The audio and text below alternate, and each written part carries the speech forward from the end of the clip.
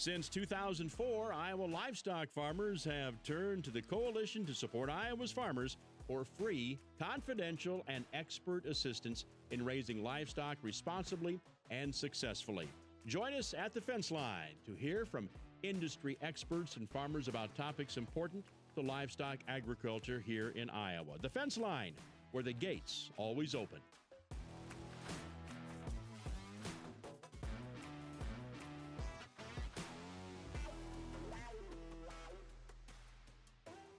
You're listening to The Fence Line. This is a podcast of the Coalition to Support Iowa's Farmers, the livestock folks here in the state of Iowa. If you have livestock questions, rules and regulations, or maybe siting in a new barn or even putting up a windbreak, the Coalition is one place to get the answers you're looking for. You can find out more at supportfarmers.com, supportfarmers.com. I'm Bob Quinn. I'll be your host today during The Fence Line. On a recent broadcast, we had the opportunity to spend some time with the folks at Gold Eagle Cooperative in Eagle Grove. Were hosted by the Coalition and the Iowa corn growers that day. We started off talking corn with Vanessa Trample. Vanessa is a district representative with the Iowa corn growers. Make no mistake about it, we're in corn country here. Starting us off right now is Vanessa Trample, and Vanessa is a field manager with the Iowa corn growers. I am looking out the window here, and I can see for miles. This is row crop country. Absolutely.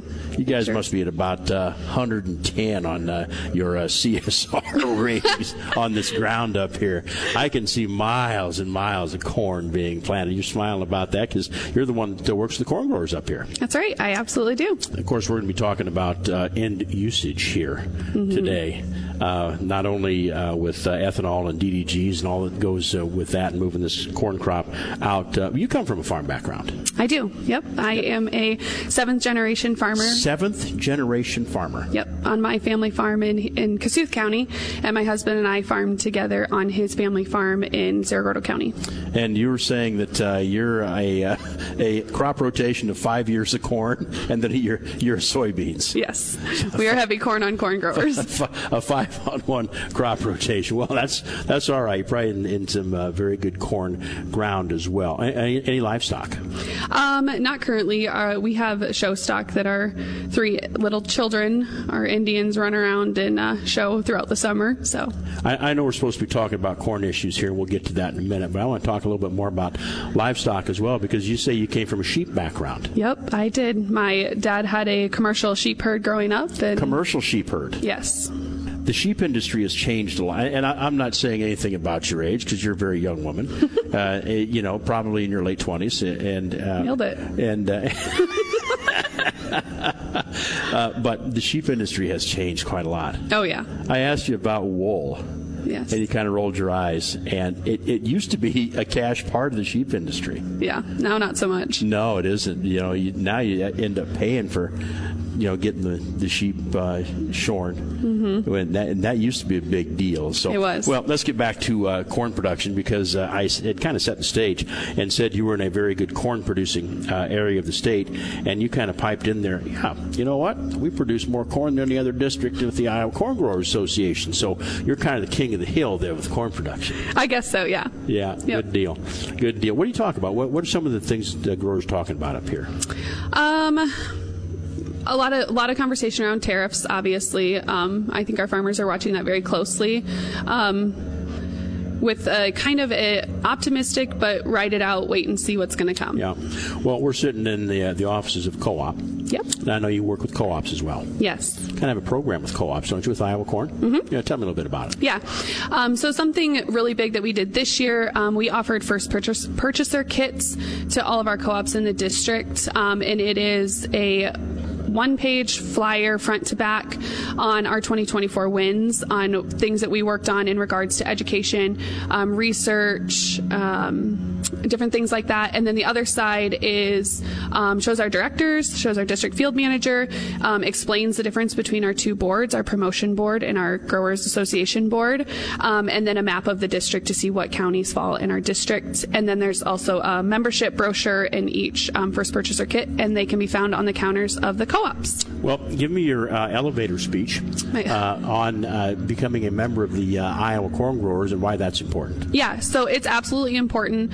We care tremendously about our farmers, their sustainability, things like that. So becoming a member of Iowa Corn gives you a voice at the table. We are a true grassroots organization. Everything we do and every approach that we take in our everyday work comes directly from our grassroots members. So it's a great opportunity to be a part of change and be a part of something bigger than just on the farm daily. And that's Vanessa Trample, our representative with the Iowa Corn Growers. A little bit of background on the corn growers, and we are in a very prolific corn producing area. Gold Eagle Co-op, the co-op we're visiting today. Chris Bushart is with us with Gold Eagle, and we're finding out a little bit more about Gold Eagle Co-op. We're in the building and offices of Gold Eagle Co-op.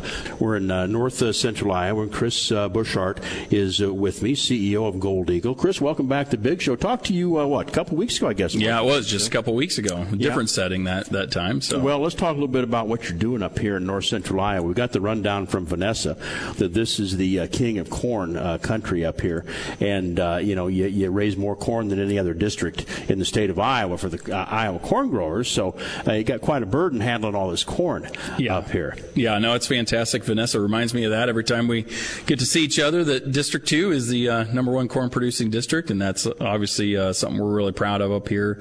As we sit here today, we look out on actually Corn Promotion Board member Jerry Meyer. This is his corn crop out here that we're looking at today. So really cool connection to Iowa corn. So how many bushels of corn do you guys put through the co-op here? Yeah, we'll handle about 55 to 60 million bushels of corn on an average year. Last year was a little bit lighter. Up in some of our northern territories, we had some water issues early in the growing season last year. But, the corn plant's truly amazing. Farmers very routinely come back and they say, well, it yielded a lot better than I thought it would have. But yeah, we're still really blessed to be in good soil, good conditions.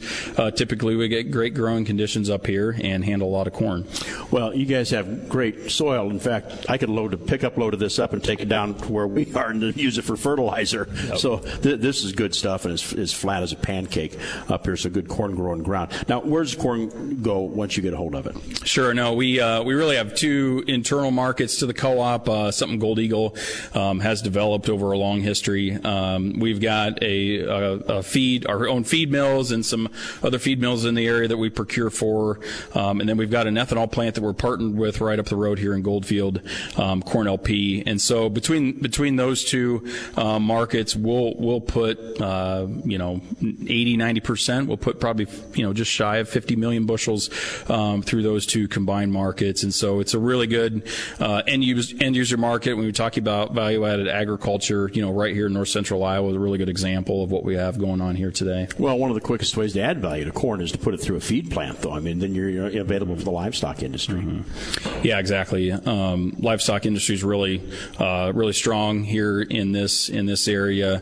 We feed a lot of layers, produce a lot of eggs out of this market, and then there's a lot of hogs as well up here. So those are our two main customers on the feed side, the birds and the hogs. And so they consume a lot of corn, provide a great market. Our members of the co-op, really appreciate having good facilities to dump their corn, good elevators, but then also that that strong local market. As it's in this time of year, we're worried about marketing our corn at a profit, and so having those local markets gives us the best chance to find a basis that works for us. So livestock is a really big part of what we do. How big is the egg industry in your area? From an egg standpoint, Gold Eagle, our number actually is pretty staggering, but we feed and our corn touches 2.5 billion eggs a year out of this market, and that's across several different companies. But yeah, there is a lot of egg production right here in within 50 miles of Eagle Grove. Well, you produce pork as well. I drove by the Prestige plant just down the road here. Yeah, no, those guys are a great partner for us, and when they came to this community a few years ago and really invested in the long-term value-added agriculture right there with that plant, really a tremendous uplift for us, and it's been a great partnership through our feed mills and and through AGP from soybean meal production standpoint, it's a really nice part of what we do here as well. You mentioned a partnership with a ethanol plant? Yeah, that's correct. Corn LP. Corn LP is just up the road here. The co-op has investment money in there, but it also owned, I think there's 450 local individual shareholders in Corn LP. Started in 2005, and Gold Eagle really kind of led the initial, marketing of it and economic drive to get shareholders involved. And we've been grinding corn and making ethanol ever since. So it's been a real success story right here as part of our cooperative. Is the plant running, ethanol plant running full blast? Yep, running full blast today, making around 87 million gallons a year of ethanol is kind of our rate. Producing DDGs, producing corn fermented protein, a high pro product. We do produce some wet feed for some beef guys in the area, and then also corn oil. And so, yeah, really great business unit that we're a part of. I want to talk a little bit about the high protein product coming up. We're going to be talking with Chris again here in a little bit, and also talk a little bit about what's going on with the E15. Now that we've had the announcement that looks like it's going to be available year-round, at least this summer we know of, and hopefully in all summers to come. So we'll keep up with that as well. Thanks so much for hosting us today. Chris Bushart, CEO of Gold Eagle Co-op. Well, the Fence Line is a podcast of the Coalition to Support Iowa's Farmers. They're the livestock folks here in the state of Iowa and do a lot of work with livestock producers. Coalition field man Cody Havens joins me now. And Cody, I made the comment earlier, we were sitting here in row crop agriculture country. We're in corn country here.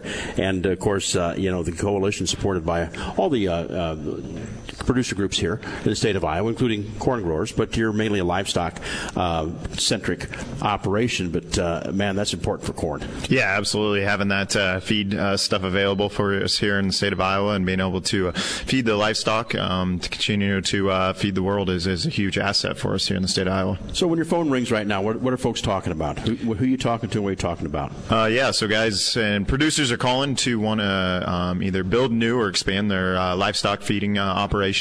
So a lot of it is rules, regulations, being able to walk through that with them, especially if they're building, if they're expanding their operation, adding animal units together and being able to know what rules we need to abide by and really trying to figure out where we can put those operations and still meet the rules and regulations. So yeah, a lot of producers are calling for information as far as that goes, and then just design and then help them walk through different options they may have as they're looking at feeding operations. You always stress to me neighbor relations as well.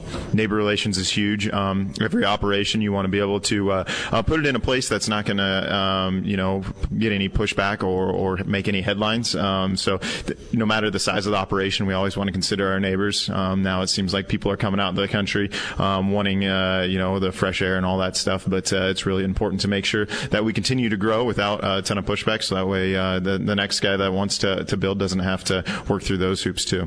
You mentioned animal units and adding animal units. What are you talking about? Yeah, so animal units, it gets kind of confusing, but different species can be counted together, so that's kind of how DNR decides what separation distances you need to have. If you're small enough, you don't need to have separation distance to neighbors, but there's always separation distances to water sources, so there's karst and alluvial soils out there too, and that's something that is, depending on the area of the state, is more prevalent. But so animal units is adding animals together to know what rules you need to abide by, and of course the more animal units you have, the bigger separation distances we need. And animal units are something that the bigger the animal, actually the more animal units. So cattle are what, 1? 1 to 1, yep. So one cow, one steer would be one animal unit. Correct. Yep. We're in poultry country. What's your conversion for chickens? I'd have to look at the sheet, but it really depends on the weight. I think maybe, if they're growers, it's a different conversion. A good off the top of the head that I just had the other day, I had a producer that wanted to build a cattle barn right on the same acreage as a hog barn. Well, hogs are, if they're finishing, is 0.3 to 1. So he had, roughly 900 animal units there. And if he wanted to build a cattle barn, he was going to go over that 1,000 threshold. threshold. So then, they count together in confinement, but if you do open feedlot for the cattle, then they count separately. So species can count together depending on their housed, but species could be, the same species could be counted separate if they're housed differently also. Now, what about, I know we're getting off subject here a little bit, but what about fish? Fish is a very small number too. Off the top of my head, I'm not sure, but it takes quite a few head of fish, I suppose, to get to one animal unit. Yes. Yeah. You see, this is why I say you're the livestock folks, because we can call you up and talk to you about things like this, about siting barns in, and also animal units, and figuring out how big the operation can be. For you have to have certain rules and regulations. What about DNR inspections? Any going on now? Yeah, there's always DNR inspections going on throughout the state all year round. Right now there's a lot of guys that here in the past have called me for open feedlot inspections, whether they got inspected by DNR or maybe they're coming out to do an updated inspection. We'll come out completely free, completely confidential, take a look at it beforehand. If you have DNR want to come out, I've also had a few here in the past that DNR came and did an update inspection on some hog operations that they have not been out to for multiple years. So kind of go out there and give them any advice that I can, see anything, kind of an unbiased opinion to help them out, so that way when DNR does come out, it goes smoothly and nothing to worry about. So how can we find out more about the coalition? Yeah, supportfarmers.com is a great resource for multiple different reasons. We have different programs that we put on. You can go on there, kind of look through that. Also, we have a YouTube channel, especially for cattle producers. It's huge. We've flown drones through confinement barns. I got a lot of questions about design of operations, things like that. So that's something that I always refer to. But yeah, supportfarmers.com is a great place to start. Yes, it is. The coalition is a great resource, and as Cody says, a great place to start. Well, like I mentioned earlier, and we've been hearing about the folks at Gold Eagle Co-op and in Eagle Grove, and they do a good job of adding value back to something we do so well here in Iowa, and that is produce corn. Talking again, our conversation picks back up with Chris Bushart. Chris is CEO of Gold Eagle Co-op. We talked about some of the products, though, coming out of the plant, and you mentioned you have a relationship, a partnership with an ethanol producer here in town. So you're not too far from ethanol production as well. Yep, that's correct. We've got Corn LP just up the road here, grinding corn every day. Operational today. The plant's running really well. We recently put some new equipment up there in the plant to produce a high protein product. So we're actually selling 50% protein product out of the plant that's obviously corn-derived protein. So really neat technology. Not a lot of those around. Where does that go? Yeah, so we're shipping it all over. We've exported some of that product over to the Middle East. We've exported some of it to Southeast Asia. Some has gone into Mexico. Aquaculture likes that product. Yeah. Oh, yeah. There's some poultry that really likes the product. There's a nice market in northwest Arkansas, chicken market down there that we actually hit trucks down there with that high protein feed. So it yields about 3.5 pounds out of every bushel. So it's coming out of the DDG pile. But if you think about every bushel of corn that we grind, 3.5 pounds, we're turning into a 50% protein product, which is really, really cool. Talk about ethanol, and we are in line now to have E15 available year-round. Is that a big deal? Yeah, it's a really big deal. It's the ethanol industry has been advocating for higher blends for a long time, and a couple years ago, Governor Reynolds really championed the E15 bill, and she got I think it was 8 other governors or 7 other governors plus herself, and she really led the effort. And so we're really proud of that to start here in the state of Iowa. Obviously, we're the largest ethanol producer in the country, and E15, higher blends of ethanol just helps us move more product. It helps us invest more in our plants and grind more corn in the end, which is what we're talking about today with Iowa corn growers. And, at one time when you're looking at that blend rate, it seemed like the blend rate for ethanol was about 9%. I mean, we just couldn't quite get over that. So if you're just doing some math, you could see a 50% increase in ethanol usage. Yeah, you could if everything would convert, and that might take some time, right? But yeah, it would be a really big deal to improve our markets here domestically with E15. And there's other things obviously we're working on too, with some sustainable aviation fuel markets that are coming here domestically in the U.S. as well. And so the future uses of ethanol are really great. There's a big opportunity for the state of Iowa to continue to move forward and be a leader in ethanol. And obviously from here at the cooperative and with Corn LP, we want to be a player in those markets in the future. You mentioned sustainable aviation fuel. You're not available to participate in that market from here, correct? Not today. We are. We've done a lot of work, a lot of engineering up here at the plant with opportunities for us to lower our carbon score, which is really what it takes to hit those sustainable aviation fuel markets. And we are looking forward to that in the future. We think that is a really big part of what we can do here in Iowa at Corn LP and other plants across the state. So hopefully that can happen. Chris Bushart with us, Gold Eagle CEO. And Gold Eagle Co-op, with all of the products that they produce from corn, adding a lot of value back into that bushel of corn. You're listening to the Fence Line podcast, a production of the Coalition to Support Iowa's Farmers. We've talked a lot about corn. Well, that corn, a lot of it goes into livestock, and that's the specialty of the Coalition to Support Iowa's Farmers. Let's catch up with Brian Waddingham. Brian, you guys work with agriculture all across the state of Iowa, work with, generally speaking, livestock producers. What are the calls you're getting now? Who's talking to you?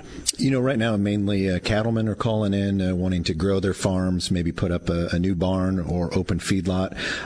Those are probably the calls we're getting today. Also, a few dairy calls have some interest in expansion on the dairy side, but then also looking for some growers on the poultry side, especially in western Iowa and central Iowa to eastern Iowa. So we're always entertaining phone calls if you want to find out more about getting into poultry opportunities as well.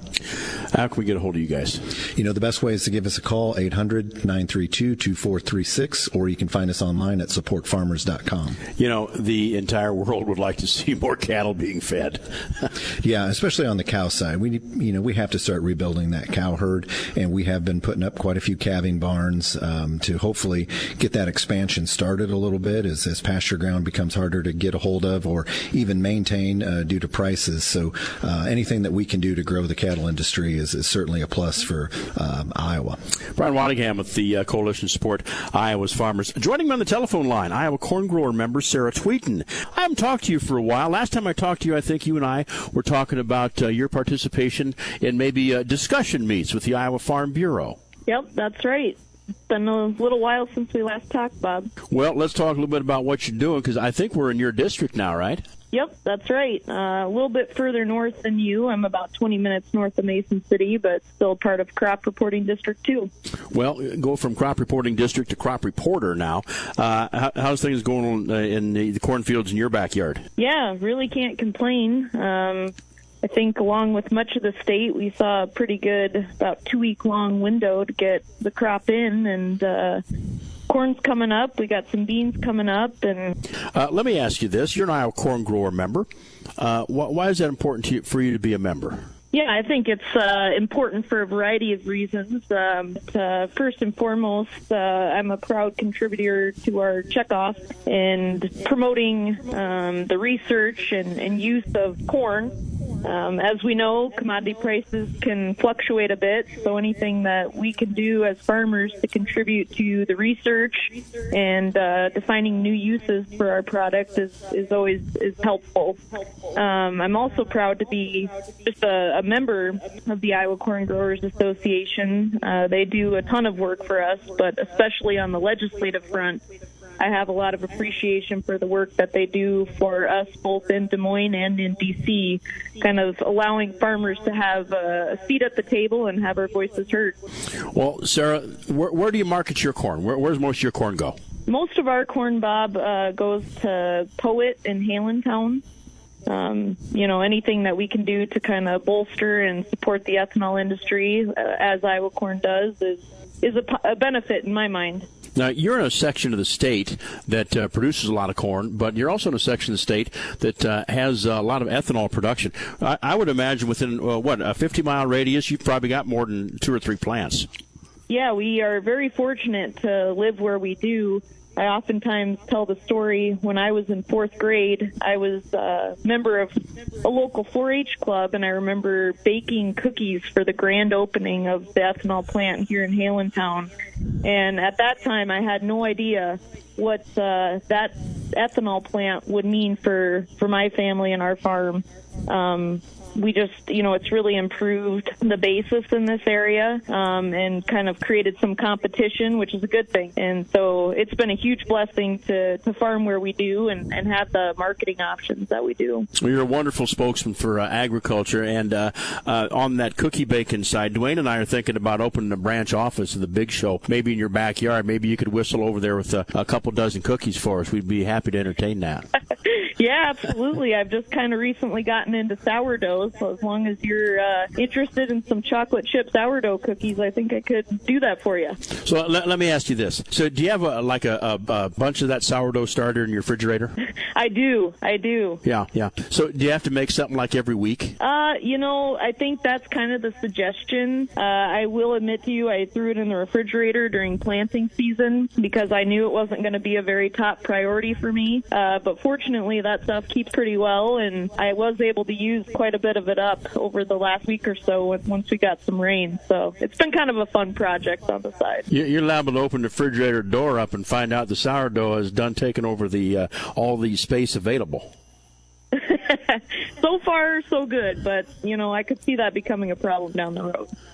Well, you keep feeding that, and we'll maybe lighten your sourdough load with you as well. Sarah, thanks for talking to us a little bit today.